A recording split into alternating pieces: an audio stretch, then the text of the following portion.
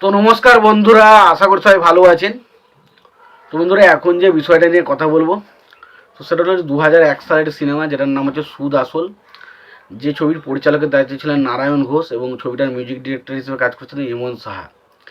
এবং ছবিতে লিড চরিত্রে আমরা প্রসেনজিৎ চ্যাটার্জি, রঞ্জিত মল্লিক, অনামিকা সাহা, অনুরাধা পাল, তারপর ধরুন সৌমিত্র চ্যাটার্জি, তারপর ঋতুপর্ণা সেনগুপ্ত সহ আরও অনেককে দেখতে পেয়েছিলাম ছবির মধ্যে।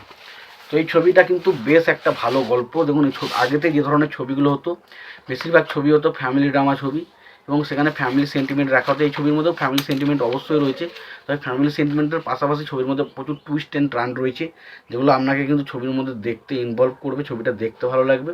ছবিটার প্রযোজক সংস্থা ছিলেন এসবিএফ। তো এসবিএফ এই ছবিটার প্রযোজনা করেছিলেন।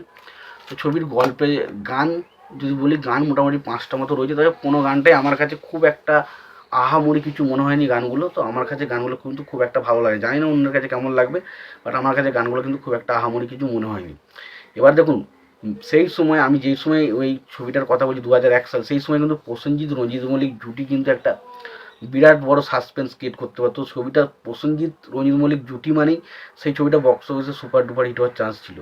তো এখানে তো ছবিটা ভালো ছিল, তো বুঝতেই পারছেন এই ছবিটা কিন্তু বক্স অফিসে দারুণ সফল হয়েছিল। ছবির নাম হচ্ছে সুদ আসল।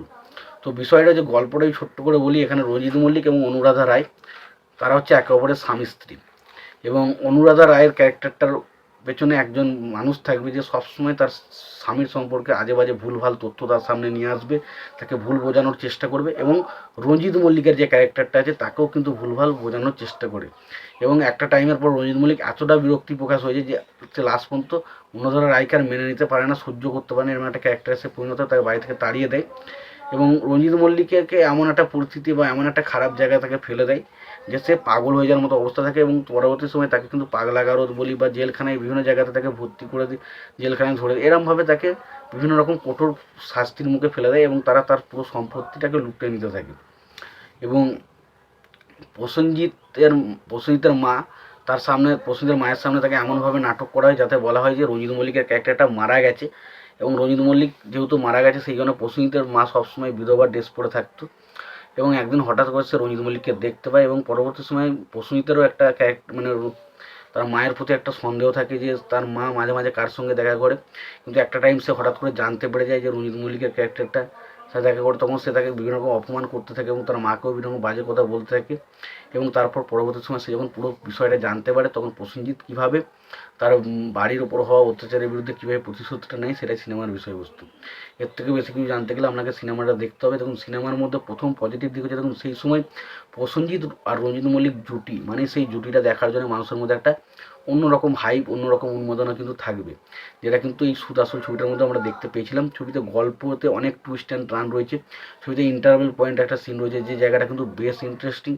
পাশাপাশি আমরা যদি বলি যে ইন্টারভেল মানে কেন বললাম, কারণ ছবিটা মানে হাফ টাইম শুরু হওয়ার আগে একটা জায়গার টুইস্ট অ্যান্ড টার্ন রয়েছে। ছবিতে একজন মানুষ রয়েছে যে পরিবারে একজনকে খুন করবে, কেন খুন করছে, কী কারণে খুন করছে, সেটা অবশ্যই ক্লাইম্যাক্সে আমরা জানতে পারবেন।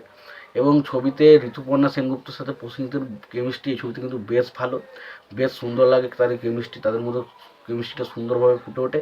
পাশাপাশি ছবিতে বেশ কয়েকটা অ্যাকশন দৃশ্য রয়েছে, সেগুলো কিন্তু বেশ ভালো। ছবিতে গল্পটা খুবই ভালো রয়েছে, ছবিতে কিছু ইমোশনাল পয়েন্ট রয়েছে, সেগুলোও কিন্তু খুব ভালো। ছবির ড্রামাটা খুব ভালো।